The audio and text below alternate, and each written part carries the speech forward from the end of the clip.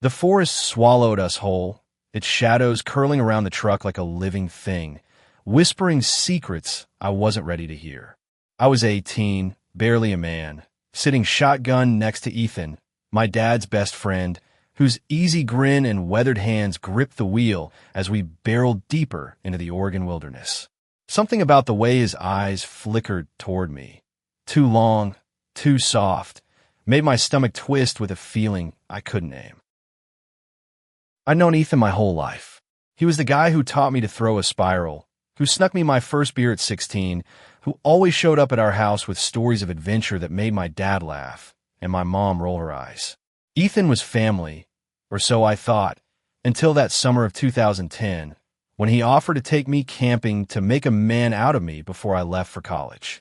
Dad clapped him on the back, grinning, oblivious to the storm brewing in my chest. I didn't know why I said yes. Maybe it was the way Ethan's voice dropped low when he asked, or maybe I was just desperate to escape the suffocating normalcy of our small-town life in Bend.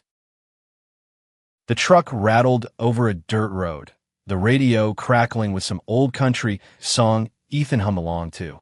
His flannel sleeve brushed my arm as he shifted gears, and I froze, hyper-aware of the heat radiating from him. "You nervous, Jake?" he asked, his voice rough but warm, like the whiskey he'd shared with Dad on our porch countless nights. I shook my head, staring out the window at the endless pines, but my heart was hammering. Nervous didn't cover it. This wasn't just a camping trip. I felt it in my bones, in the way the air between us seemed to hum with something unspoken. We set up camp by a glassy lake, the kind so clear you could see the pebbles at the bottom, even in the fading light. Ethan moved with a quiet confidence, pitching the tent, stacking firewood, his muscles flexing under his shirt. I tried to help, fumbling with the stakes, my hands shaky for reasons I couldn't admit to myself. "You're hopeless, kid," he teased, tossing me a smirk that made my face burn. I laughed it off, but inside I was unraveling. Every glance, every brush of his shoulder against mine as we worked, felt like a spark landing on dry tinder. That night, we sat by the fire, the flames casting shadows that danced across his face. He handed me a tin mug of coffee, his fingers lingering against mine for a split second longer than necessary. "You ever think about who you are, Jake?" he asked, staring into the fire. His voice was low, serious, not the usual joking Ethan I knew. I shrugged, my throat tight. "I'm just me." I mumbled, but the words felt like a lie. I was a kid from a conservative town, raised on football and church, but lately, I've been waking up with dreams I couldn't explain, dreams of strong hands and a voice that sounded a lot like his. He leaned closer, his knee brushing mine, and I didn't pull away. "You're more than that," he said, his eyes locking onto mine. "You just don't know it yet." The fire crackled, the only sound in the vast silence of the forest, and I felt like I was standing on the edge of a cliff. I wanted to ask what he meant, but the words stuck in my throat. Instead, I stared at the flames, my heart pounding so loud I was sure he could hear it. The next morning, Ethan woke me before dawn, his hand gentle on my shoulder. "Let's hike," he said, his voice soft but insistent. We trekked through the forest, the air crisp, the ground soft with pine needles. He led the way, pointing out animal tracks, teaching me how to read the land. But I wasn't listening. I was watching him, the way his broad shoulders moved, the way his laugh echoed through the trees. I never noticed how alive he seemed out here, like the wilderness was part of him. And I wondered, not for the first time, why a guy like Ethan, 35, single, no kids, spent so much time with a teenager like me. By noon, we reached a clearing with a view of the Cascades, snow-capped and stark against the sky. Ethan sat on a fallen log, patting the space beside him. I hesitated, then sat, our thighs almost touching. He pulled out a flask, took a swig, and offered it to me. "You're not a kid anymore," he said, his voice rough with something I couldn't place. I took a sip, the whiskey burning my throat, and handed it back. Our fingers brushed again, and this time he didn't let go. His hand stayed on mine, warm and steady, and I froze, my breath catching. "Jake," he said, his voice barely above a whisper. You ever feel like you're hiding something from the world? His eyes searched mine, and I saw something there. Vulnerability, maybe, or fear. My mouth went dry. I wanted to lie, to say no, but the truth was clawing its way out. I've been hiding my whole life, pretending to be the son my parents wanted, the guy my friends expected. But here, in the middle of nowhere, with Ethan's hand on mine, I felt exposed like he could see right through me. I don't know. I managed, my voice shaking. He didn't push, just nodded, like he understood something I didn't. We sat there in silence, the mountains looming over us, and I realized I didn't want to pull my hand away. For the first time, I let myself feel it, the pull toward him, the ache I'd been ignoring for months. It terrified me, but it also felt like freedom.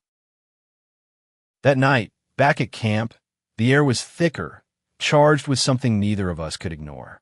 We cooked trout we'd caught in the lake, the smell of smoke and fish filling the air. Ethan was quieter than usual, his jokes replaced by long, thoughtful silences. After dinner, we sat by the fire again, closer this time, our shoulders touching. You ever been in love, Jake? He asked, out of nowhere. I laughed, nervous, and shook my head. Have you? I shot back, trying to deflect. He didn't answer right away. Instead, he looked at me, his eyes dark and unreadable. Once, he said finally, a long time ago. Didn't end well. His voice cracked, and I saw a flicker of pain cross his face. I wanted to ask more, but something in his expression stopped me. Instead, I reached for the flask, taking another swig to steady my nerves. When I handed it back, our fingers tangled, and this time, neither of us pulled away. Ethan, I started, my voice barely audible. He turned to me, his face so close I could feel his breath. For a moment, I thought he might kiss me, and my heart stopped. But then he stood abruptly, tossing a log onto the fire. Get some sleep, kid, he said, his voice gruff. Big day tomorrow. He walked to the tent, leaving me by the fire, my mind racing. I didn't sleep that night. I lay awake, listening to the forest and the sound of Ethan's breathing, wondering what the hell was happening to me. The forest felt different the next day, like it was holding its breath, waiting for something to break. Ethan was up before me, his silhouette sharp against the pale dawn as he boiled water for coffee. I watched him from the tent, my chest tight with a mix of fear and something else, something that made my skin hum when he glanced my way. We didn't talk about the night before, but the air between us was heavier, charged with words we weren't saying. Ethan suggested a longer hike, up to a ridge he said had the best view in the Cascades. I nodded, eager for a distraction from the thoughts swirling in my head. We packed light, water, granola bars, a map, and set off, the trail steep and unforgiving. Ethan moved like he was born for this, his boots sure on the rocky path, while I stumbled behind, my mind anywhere but the trail. Halfway up, we stopped at a stream to refill our bottles. Ethan knelt by the water, his shirt clinging to his back, and I caught myself staring. He looked up, catching my gaze, and for a second, neither of us moved. You okay, Jake? He asked, his voice soft but probing. I nodded too quickly and busied myself with my bottle, my face hot. He didn't push, but I could feel his eyes on me as we continued the climb. The ridge was worth it. The world stretched out below us, a sea of green and gray, the mountains cutting sharp lines against the sky. We sat on a flat rock, catching our breath, the silence between us louder than the wind. Ethan pulled out a sandwich, tearing it in half and handing me a piece. Our fingers brushed, again, and this time I didn't flinch. I was tired of pretending, tired of the knot in my chest that tightened every time he was near. Ethan, I said, my voice steadier than I felt. What are we doing out here? It was the closest I'd come to asking the question that had been burning in me since we left Bend. He didn't answer right away, just stared out at the horizon, his jaw tight. You wanted to know who you are, he said finally. This is where you find out, away from all the noise. I swallowed, my throat dry. And you? Why are you here? My voice was barely a whisper, but it felt like I'd shouted it. He turned to me, his eyes searching mine, and for the first time, I saw something raw in them, something that looked a lot like longing. "Because I see you, Jake," he said. "I see you in a way no one else does." My breath hitched.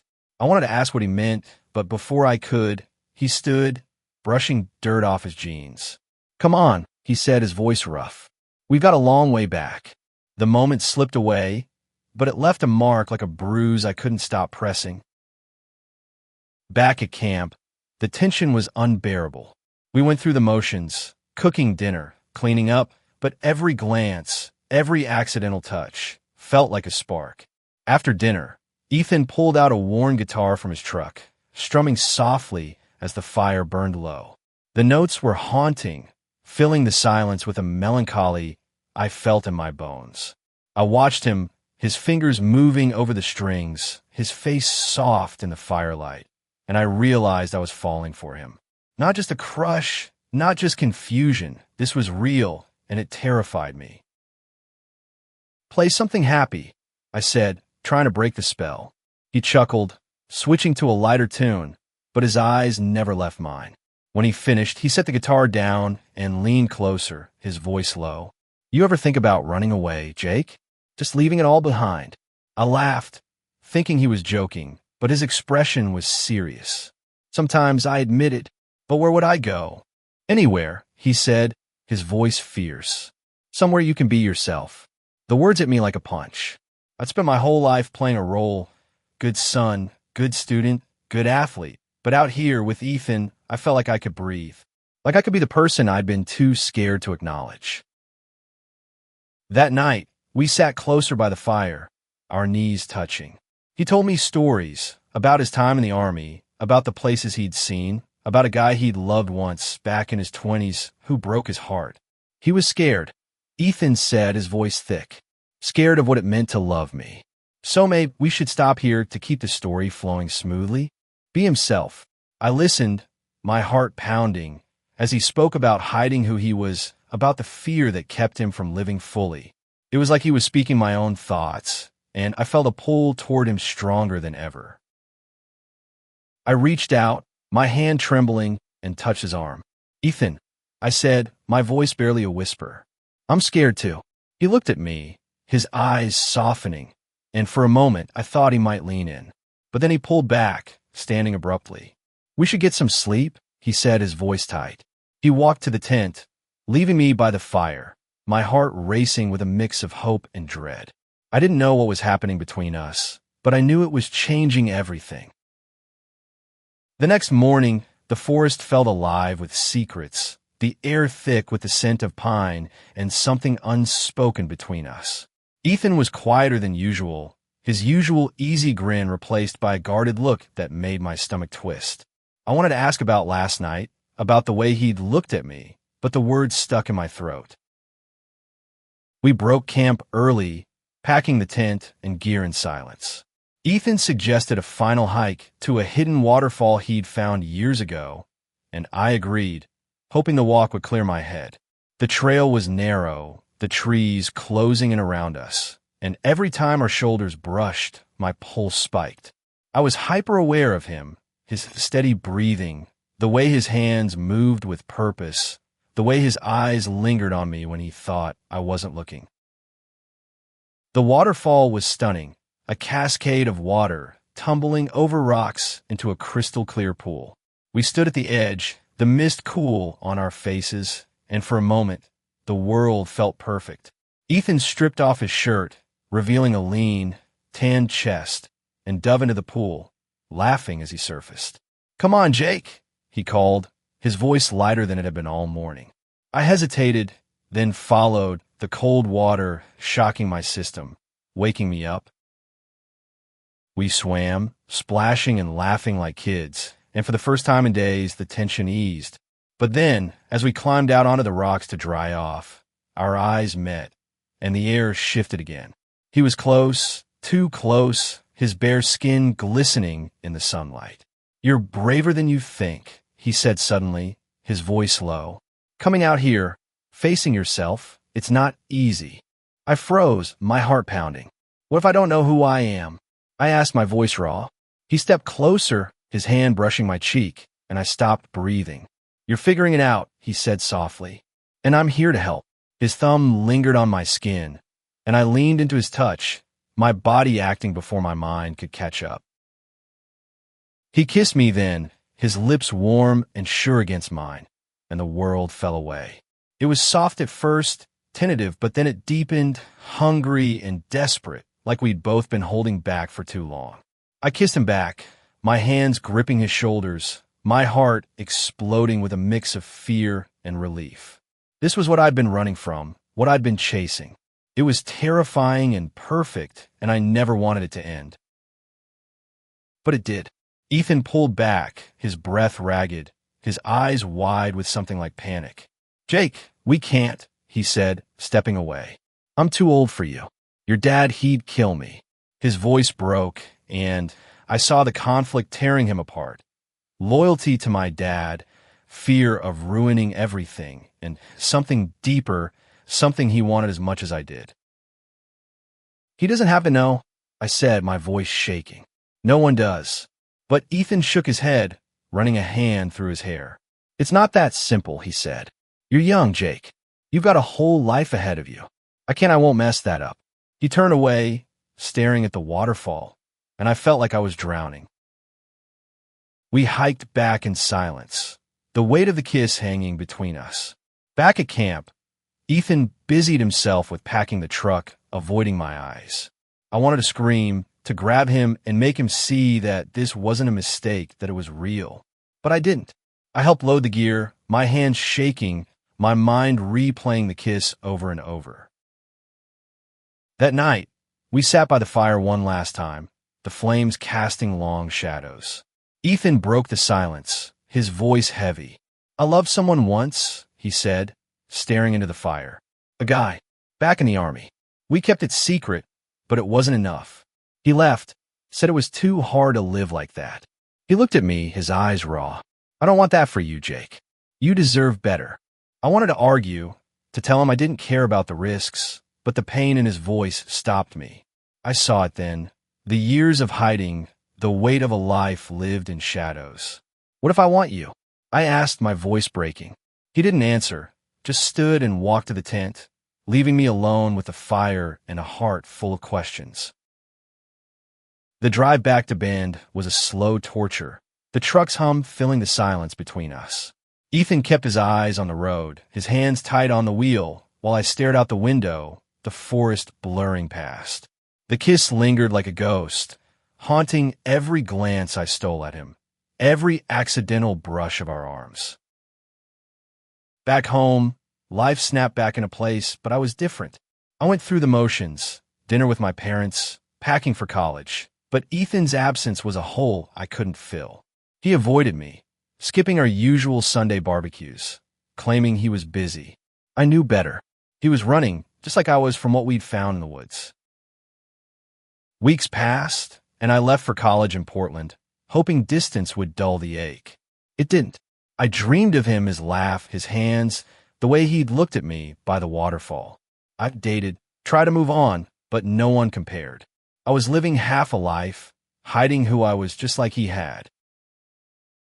One night, I found an old photo of us from the trip tucked in my wallet. We were grinning by the lake, his arms slung around my shoulders, and the sight of it broke something in me.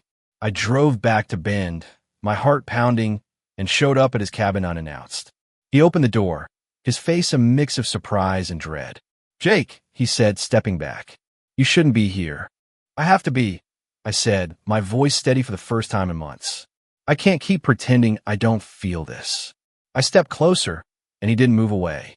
"I'm not a kid anymore, Ethan. I know what I want." His eyes searched mine, and I saw the battle raging there. Fear, longing, guilt. He let me in, and we talked for hours, the words spilling out like the waterfall. He told me about his past, about the fear that had kept him silent, about the guilt of betraying my dad's trust. I told him about college, about the loneliness of hiding, about how the woods had changed me. "I'm not running anymore," I said. "I want this. I want us." He kissed me again, slower this time, like he was memorizing me. It was different, Less desperate, more certain. We stayed up all night, talking, touching, building something fragile but real. By morning, we had a plan, not to hide, but to be careful, to figure out how to make this work without breaking everything. But secrets don't stay buried. A month later, my dad saw us together at a diner, our hands brushing under the table. His face went pale, and he walked out without a word. The fallout was brutal. Yelling, tears, my mom crying about what people would think. Ethan took the brunt of it. His friendship with my dad shattered. I felt guilty, but I couldn't regret it. Not when it meant being myself. Time didn't heal everything, but it taught us how to live with the scars. My dad stopped speaking to Ethan, and our family dinners became quiet, tense affairs. I moved to Portland permanently, renting a small apartment near campus. Ethan followed a few months later, leaving Ben behind for a fresh start. We were cautious, keeping our relationship quiet, but we were together, building a life that felt like ours. We found a community in Portland, friends who didn't care who we loved, who welcomed us at bars and potlucks. It wasn't perfect. There were whispers, stares, moments when the world reminded us it wasn't ready. But we had each other, and that was enough. Ethan got a job as a park ranger, his love for the wilderness finding a home. I finished college, studying environmental science, inspired by those days in the Cascades. Years later, I returned to Ben for my mom's birthday. Dad was there, older, quieter. We talked, really talked, for the first time since it all fell apart. I just wanted you to be happy, he said, his voice thick. I didn't understand what that meant for you. It wasn't forgiveness, not yet, but it was a start. I showed him a photo of Ethan and me, standing by that same lake, our arms around each other, smiling. He looked at it for a long time, then nodded. He's a good man, he said finally. I should have seen that. The woods still haunt me, not with fear, but with memory. That trip with Ethan, the firelight, the waterfall, the kiss, it was where I found myself. It was where I learned that love, real love, is worth the risk, worth the pain. Ethan and I go back to that lake every year, pitching a tent, building a fire, and sitting close, our hands intertwined. The forest holds our story, and every time we return, it reminds us who we are.